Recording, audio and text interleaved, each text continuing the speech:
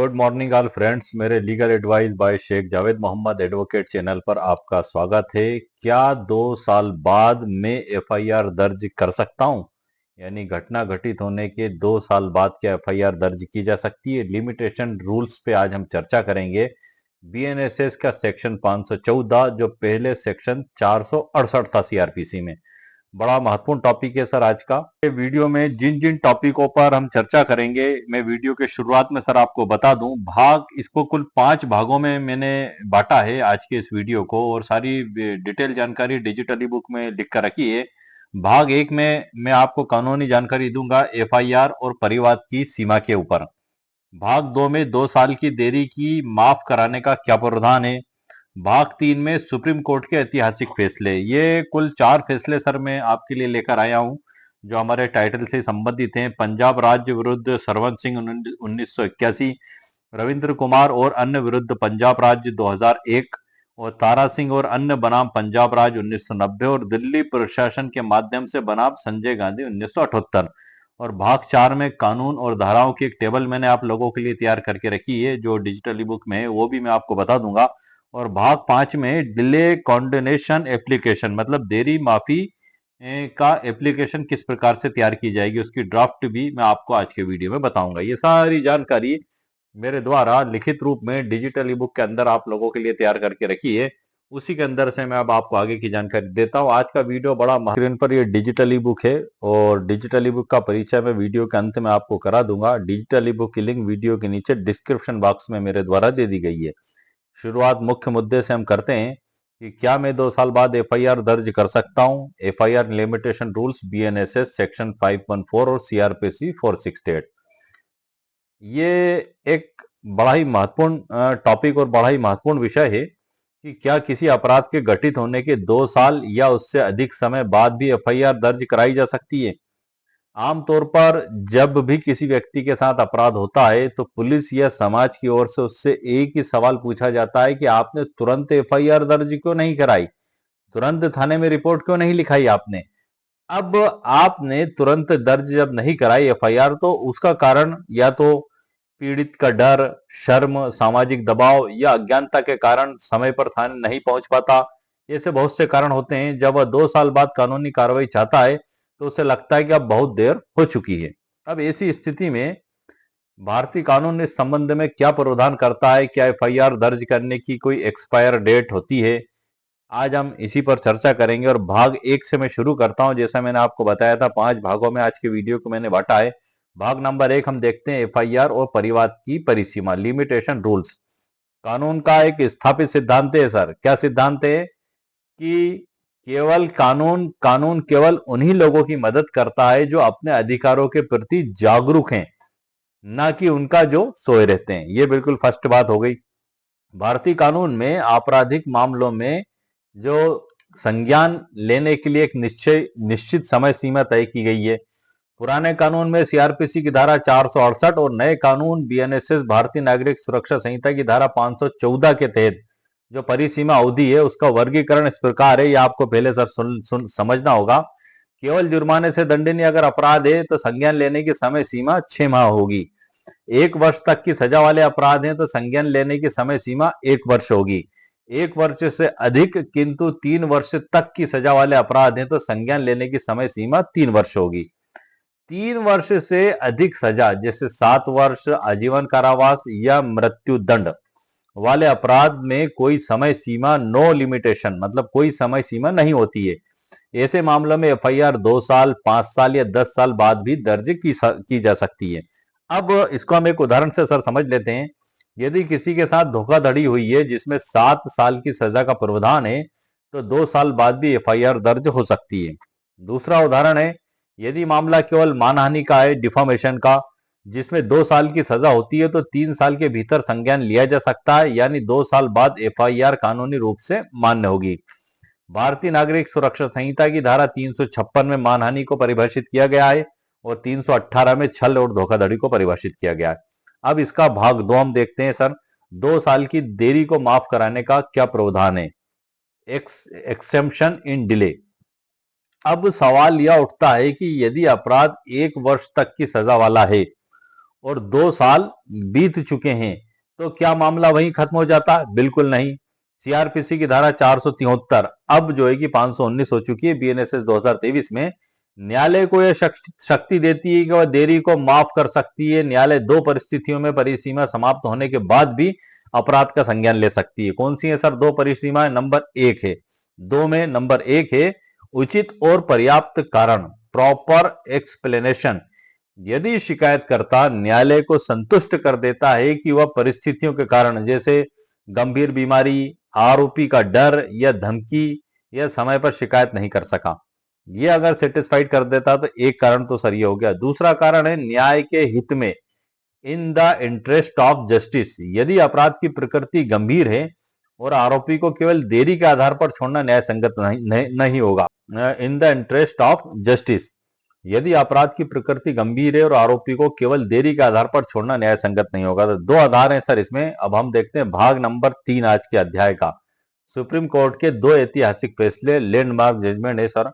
एक तो है सर स्टेट ऑफ पंजाब बनाम सरवण सिंह, 2 अप्रैल 1981 का। इसमें जो माननीय उच्चतम न्यायालय के द्वारा जो सिद्धांत प्रतिपादित किए गए मैं आपको बता दूं।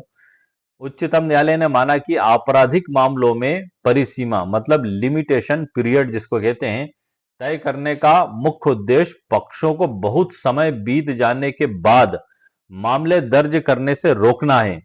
देरी से मुकदमा चलाने पर महत्वपूर्ण साक्ष्य नष्ट हो सकते हैं।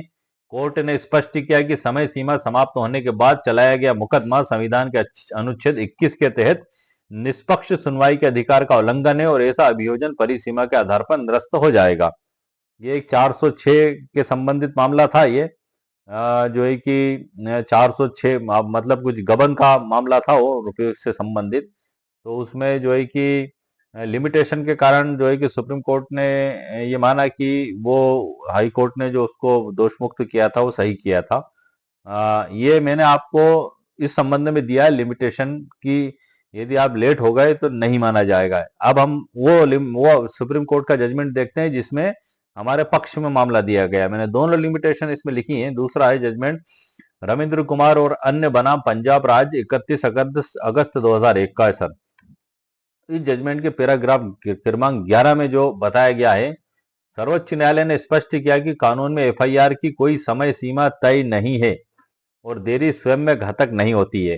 कानूनी सिद्धांत इसमें जो बताया गया है कि याद रखना आवश्यक है कि कानून ने एफआईआर दर्ज करने के लिए कोई समय सीमा निर्धारित नहीं की है, इसलिए विलंबित एफआईआर अवैध नहीं है। एफआईआर दर्ज करने में देरी के नुकसान किसी भी अभियोजन पक्ष के मामले के लिए घातक साबित नहीं हो सकते। पैराग्राफ क्रमांक 12 इस जजमेंट का जो है, इस पैराग्राफ में अदालत ने एफआईआर में देरी के संतोषजनक कारण, सेटिस्फैक्ट्री एक्सप्लेनेशन, जैसे मानसिक आघात, अनिश्चितता, अज्ञानता या परिवहन की कमी का विस्तार से विश्लेषण, ये इसको बताया गया। इसमें जो कानूनी सिद्धांत दिए गए कि जब किसी मामले में एफआईआर दर्ज करने में देरी के आधार पर आलोचना होती है तो अदालत को देरी के कारणों की जांच करनी पड़ती है। यदि ऐसे कारण किसी मनगढ़ंत कहानी गढ़ने के प्रयास से संबंधित नहीं है तो एफआईआर दर्ज करने में मात्र देरी को कोई महत्व नहीं दिया जाएगा। पैराग्राफ क्रमांक 13 इस जजमेंट का है सर।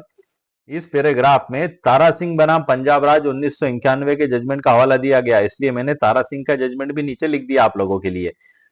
यह माना है कि गहरे दुख, मानसिक आघात और अनिश्चितता के कारण हुई देरी को स्वाभाविक मानकर क्षमा किया जाएगा। तो ये तो सर हो गया उस कंडीशन में कि यदि आप डिले भी हो गए तो भी आपको अधिकार प्राप्त होता है। तारा सिंह वाला मामला देख लेते हैं हम। तारा सिंह और अन्य बना पंजाब राज्य 25 अक्टूबर 1990 का है। इसके पैराग्राफ क्रमांक 4 में बताया है, सर्वोच्च न्यायालय का निर्णय एफआईआर में देरी के संबंध में ऐतिहासिक माना जाता है। इस निर्णय के पैराग्राफ क्रमांक 4 में अदालत में स्पष्ट किया है कि देरी मात्र संदेह का आधार नहीं। दूसरा, भारतीय परिस्थितियों और मानवीय स्वभाव का विचार इस पर किया गया है कि भारत के ग्रामीण माहौल और विपत्ति में फंसे परिजनों की मानसिक स्थिति को ध्यान में रखते हुए घटना के तुरंत बाद पुलिस स्टेशन न पहुंच पाना एक स्वाभाविक और मानवीय प्रक्रिया है। इसी प्रकार से अदालत ने स्पष्ट किया कि एफआईआर दर्ज कराने या मजिस्ट्रेट तक रिपोर्ट पहुंचने में हुई देरी मात्र से अभियोजन के मामले को खारिज नहीं किया जा सकता। और न्यायालय का जो दृष्टिकोण इसमें बताया है कि जब तक एफआईआर में मनगढ़ंत कहानी गढ़ने या निर्दोष को फंसाने के स्पष्ट संकेत न हो तब तक केवल देरी का आधार पर चश्मदीदों के साक्ष्य को खारिज नहीं किया जाएगा। इसमें रविंद्र कुमार केस में तारा सिंह केस का जो संदर्भ दिया गया है, मैंने आपको बताया जो अभी, कि पहले रविंद्र कुमार बनाम पंजाब राज्य 2001 केस देखा था आपने। उसमें सुप्रीम कोर्ट के माननीय न्यायाधीशों ने इसी तारा सिंह बनाम पंजाब राज्य 1991 के फैसले के मुख्य अंशों को उद्धृत किया गया है। अब एक प्रश्न उठता है, सर मैंने लिखा है इसके बाद जो एक और साइटेशन है वो इसके नीचे है कि आज 2026 चल रहा है हमारा, और ये जजमेंट है सर 1990-2001 के। तो उपरोक्त दोनों तारा सिंह और रविंद्र कुमार वाले जजमेंट क्या ओवर रूल हो गए? तो उसका जवाब मैंने इसमें लिखा है। प्रश्न है सर कि क्या ये जजमेंट ओवर रूल हो गए हैं, क्या इनके बाद इनकी अभी तक मान्यता या कोई नए जजमेंट्स आ गए? तो उसकी भी मैंने एक सवाल का सर्च करके इसमें लिखा हुआ है कि यह दोनों ऐतिहासिक निर्णय, तारा सिंह बनाम पंजाब राज्य 1991 और रविंद्र कुमार बनाम पंजाब राज्य 2001, आज भी पूरी तरह से मान्य है और प्रभावी हैं। इन्हें सर्वोच्च न्यायालय की किसी भी बड़ी पीठ द्वारा ओवर रूल नहीं किया गया है। भारतीय दंड प्रक्रिया संहिता सीआरपीसी और 1 जुलाई 2024 से लागू नई भारतीय नागरिक सुरक्षा संहिता 2023 दोनों के तहत एफआईआर दर्ज करने में हुई देरी के संबंध में आज भी यही दोनों फैसले मुख्य नजीर माने जाते हैं। वर्तमान में एफआईआर में देरी से जुड़े जो कानूनी स्थिति है, सीआरपीसी या बीएनएसएस में एफआईआर दर्ज कराने के लिए कोई निश्चित समय सीमा तय नहीं की गई। देरी का स्पष्टीकरण, यदि एफआईआर दर्ज कराने में देरी के पीछे कोई तार्किक, स्वाभाविक और न्याय संगत कारण जैसे आघात, अज्ञानता, बीमारी या डर मौजूद है, तो तारा सिंह 1991 और रविंद्र कुमार 2001 के सिद्धांतों के तहत वो देरी क्षमा योग्य होती है। अस्पष्टता, देरी का खामियाजा किस प्रकार से होगा? यदि एफआईआर में बिना किसी ठोस कारण के बहुत लंबी देरी होती है और अदालत को लगता है कि इस समय का उपयोग झूठे आरोप गढ़ने के लिए किया गया है, तो सुप्रीम कोर्ट उस मामले में सख्त रुख अपनाता है। उदाहरण के लिए एक और जजमेंट मैंने इसमें लिखा हुआ आपके लिए, राज्य दिल्ली प्रशासन बनाम संजय गांधी 1978 का। ये चूंकि लिमिटेशन से संबंधित तो नहीं है, लेकिन ये जमानत से संबंधित जरूर है, इसलिए मैंने इसको एक शामिल कर लिया है आपके बतौर नॉलेज के लिए, कि एक हमें जानकारी हो जाए कि ये भी एक अच्छा जजमेंट है, महत्वपूर्ण जजमेंट है।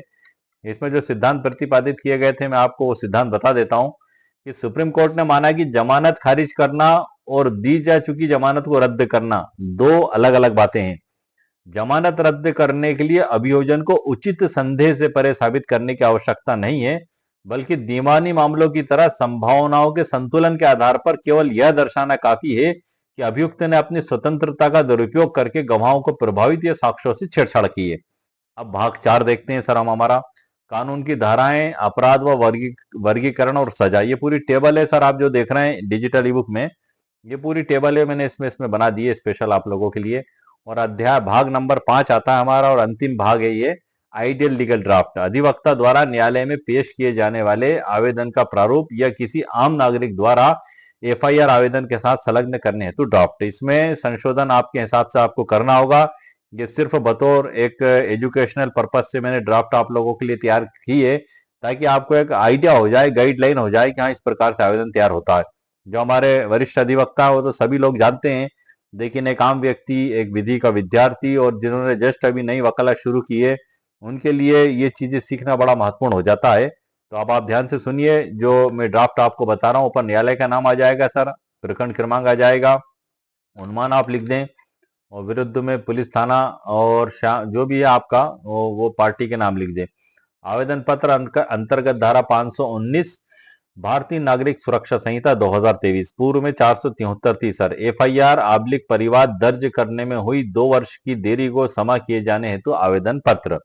आवेदक की ओर से विनम्र निवेदन निम्नानुसार है। नंबर 1, यह कि अनावेदक क्रमांक 2 द्वारा आवेदक के साथ दिनांक 10/5/2024 को 5 लाख रुपए की धोखाधड़ी एवं छल कारित किया गया था, जो कि धारा 318(4) बीएनएस के तहत दंडनीय अपराध की श्रेणी में आता है। पैराग्राफ क्रमांक 2, यह कि उक्त अपराध घटित होने के उपरांत आवेदक जब शिकायत दर्ज कराने की स्थिति में था तब अनावेदक क्रमांक 2 द्वारा आवेदक को जान से मारने एवं उसके परिवार को हानि पहुंचाने की गंभीर धमकियां दी, जिससे आवेदक अत्यधिक भयभीत हो गया। पैराग्राफ क्रमांक 3 ड्राफ्टिंग का, यह कि भय एवं मानसिक तनाव के कारण आवेदक की स्वास्थ्य स्थिति अत्यंत गंभीर हो गई थी, जिसका निरंतर इलाज 15/6/2024 से 10 जुलाई 2026 तक मेडिकल कॉलेज में चलता रहा। चिकित्सा का प्रमाण पत्र संलग्न है, वो संलग्न कर दे सर आपको। नंबर 4, यह कि आवेदक द्वारा अब बिना किसी विलंब के परिवाद आबलिक शिकायत माननीय न्यायालय के समक्ष प्रस्तुत की जा रही है। क्योंकि घटना और परिवाद प्रस्तुति के मध्य लगभग 2 वर्ष का समय व्यतीत हो चुका है, जिसका कारण आवेदक का अस्वस्थ होना तथा अनावेदक की धमकियां थी। पैराग्राफ क्रमांक 5 ड्राफ्टिंग का, यह कि न्याय हित में आवश्यक है कि आवेदक द्वारा प्रस्तुत एफआईआर में हुई 2 वर्ष की देरी को धारा 519 बीएनएसएस पूर्व में धारा 473 सीआरपीसी थर के तहत क्षमा किया जाकर मामले का संज्ञान लिया जावे। और अंत में प्रार्थना में लिखना है, अतः माननीय न्यायालय से, ये टाइपिंग मिस्टेक सर कभी कभी हो जाती है, आप इसको सही समझ के चल लें। माननीय न्यायालय से नर्म प्रार्थना है कि आवेदक के उपरोक्त कारणों को ध्यान में रखते हुए परिवाद प्रस्तुति में हुए 2 वर्ष की देरी को क्षमा किया जावे एवं अनावेदकगण के विरुद्ध नियमानुसार कार्रवाई की जावे। इति दिनांक और पूछे पूरा नाम और डिटेल आ जाएगी सर। तो ये आज के वीडियो से रिलेटेड मैंने आपको मुकम्मल कानूनी जानकारी सर प्रदान कर दी है, कानून धाराओं के साथ, आवेदन की ड्राफ्ट के साथ। यहाँ से अध्याय 1 चालू होता है। अनिश कुमार दिशा निर्देश क्या है? सेक्शन 35 बीएनएसएस में पुलिस की गिरफ्तारी। इसमें धारा 35 के संबंध में बड़े महत्वपूर्ण निर्देश दिए गए हैं। ये अध्याय 1 है सर, यहाँ से चालू होता है। ये पूरा जजमेंट भी सर मैंने इसमें लिख दिया है। मैं आपको खाली बता रहा हूँ कि डिजिटल ई बुक किस प्रकार से तैयार की गई है और क्या क्या इसमें प्रावधान बताए गए हैं। ये पूरा जजमेंट है सर जो मैंने इसमें लिखा हुआ है। तकरीबन 200 पृष्ठ से ऊपर सर इसमें पृष्ठ हो चुके हैं। और इसके कुछ अध्यायों से मैं आपको परिचित करा देता हूं। जैसे कि अध्याय 1 मैंने आपको बताया, अनिश कुमार के दिशा निर्देश क्या है। 2 में है प्रस्तावना पृष्ठभूमि, 3 में कानूनी 2 में कानूनी ढांचा, 3 में सुप्रीम कोर्ट और हाई कोर्ट के ऐतिहासिक फैसले, जैसे कि भगवान सिंह विरुद्ध कमिश्नर ऑफ पुलिस 1985 का बड़ा महत्वपूर्ण फैसला है सर। इसमें सुप्रीम कोर्ट ऑफ इंडिया ने बताया है कि यदि पुलिस एफआईआर पर खात्मा खारिजी लगा देती है और उसको कोर्ट में पेश कर देती है मंजूर करने के लिए, तो फरियादी के बयान लेना उसमें नेसेसरी है, नोटिस जारी करना जरूरी है। इस प्रोसेस के बगैर उस एफआईआर पे खात्मा खारिजी की कार्रवाई नहीं की जा सकती। इसी प्रकार से विनय त्यागी का है, सुप्रीम कोर्ट का जजमेंट है। निर्मला सिंह कुशवाहा, एचआर ऋषभू और संपत सिंह, ये सब सुप्रीम कोर्ट के जजमेंट भी हैं सर। और अध्याय 4 में व्यवहारिक मार्गदर्शन और उदाहरण, और अध्याय 5 में वास्तविक केस स्टडी, 420 के मामले में पुलिस की गलत खारिजी रिपोर्ट का विश्लेषण, 6 धोखाधड़ी के संबंध में, 7 में पुलिस क्लोजर रिपोर्ट कैसे रिजेक्ट कराए, ये इसके बारे में है सर। अध्याय 8 में गिरफ्तार व्यक्ति को मजिस्ट्रेट के समक्ष कितने घंटों में पेश करना होता है। और 9 में संज्ञेय मामलों की जांच करने के लिए पुलिस अधिकारी की शक्तियां क्या हैं। और 10 में हरियाणा राज्य विरुद्ध चौधरी भजन लाल का जजमेंट है सर। 11 में पुलिस कब किस व्यक्ति को बिना वारंट के गिरफ्तार कर सकती है। 12 में धारा 35 पुलिस वारंट के बिना कब गिरफ्तार कर सकेगी। और 13 में बिना नोटिस के पुलिस गिरफ्तार कर ले तो क्या करें। और 14 में डी के बसु गाइडलाइन, पुलिस गिरफ्तारी के समय आपके 11 सबसे बड़े अधिकार, ये सर इसके अध्याय हैं। विशेष सूचना मैंने दी हुई है इसको खरीदने के संबंध में कि आप इसको किस प्रकार से आप खरीदेंगे। और ये पूरी डिजिटल ई बुक है सर, और इसकी लिंक वीडियो के नीचे डिस्क्रिप्शन बॉक्स में मेरे द्वारा दे दी गई है। यदि आपको आवश्यकता महसूस हो तो आप इसको खरीद भी सकते हैं। आज के वीडियो में सर जो हमारे सामने मुख्य मुद्दा था, 2 साल की देरी के बाद क्या एफआईआर दर्ज की जा सकती है। तो जी हाँ सर, की जा सकती है। कैसे की जा सकती है? तो सुप्रीम कोर्ट ऑफ इंडिया के 2 जजमेंट्स मैंने आपको बताए, तारा सिंह और रविंद्र कुमार, कि विलंब मतलब जो डेफिनेशन में दिया गया है, अगर हम उसको देखते हैं तो 3 साल से ऊपर के मामले की स्थिति अलग हो जाती है, 3 साल से नीचे की स्थिति अलग हो जाती है। यदि आपने न्यायालय को उचित कारण बताया, सफिशिएंट रीजन, तब आपकी एफआईआर को सुना भी जाएगा, आपके परिवार को भी दर्ज किया जाएगा। और यदि आप सफिशिएंट कारण नहीं देते हैं तो जाहिर सी बात है सर, आपको लाभ नहीं मिलेगा। क्योंकि सुप्रीम कोर्ट ऑफ इंडिया के दोनों ही जो जजमेंट हैं वो यही बताते हैं कि आपको उचित कारण माननीय न्यायालय को बताना होगा। जैसे कि आप अस्पताल में भर्ती थे 1.5 साल से 2 साल से, तो आप वहां के बिल और पर्चे पेश करेंगे। धमकियां दी थी, उससे आपको स्वास्थ्य खराब हो गया था, आप परेशान हो गए थे, डर गए थे, ये सारे रिकॉर्ड पे आपको सर रीजन लाना होंगे, तब आप इनका बेनिफिट उठा सकते हैं। तो आज के वीडियो की क्या 2 साल के बाद एफआईआर दर्ज की जा सकती है? जी हाँ सर, की जा सकती है। उसके ऊपर मैंने आज की वीडियो में आपको डिटेल कानूनी जानकारी दे दी है। ये सारी जानकारी रिटर्न रूप में डिजिटल ई बुक के अंदर मौजूद है। डिजिटल ई बुक की लिंक वीडियो के नीचे डिस्क्रिप्शन बॉक्स में मेरे द्वारा दे दी गई है। यदि आपको आवश्यकता महसूस हो तो आप इसको खरीद भी सकते हैं। तो आज के वीडियो में सर मैंने आपको मुकम्मल कानूनी जानकारी प्रदान कर दी। उम्मीद है आपको मेरा वीडियो पसंद आया होगा। मेरे वीडियो को आप लाइक भी करें, शेयर भी करें, सब्सक्राइब भी करें। ओके, शुक्रिया, थैंक यू सर।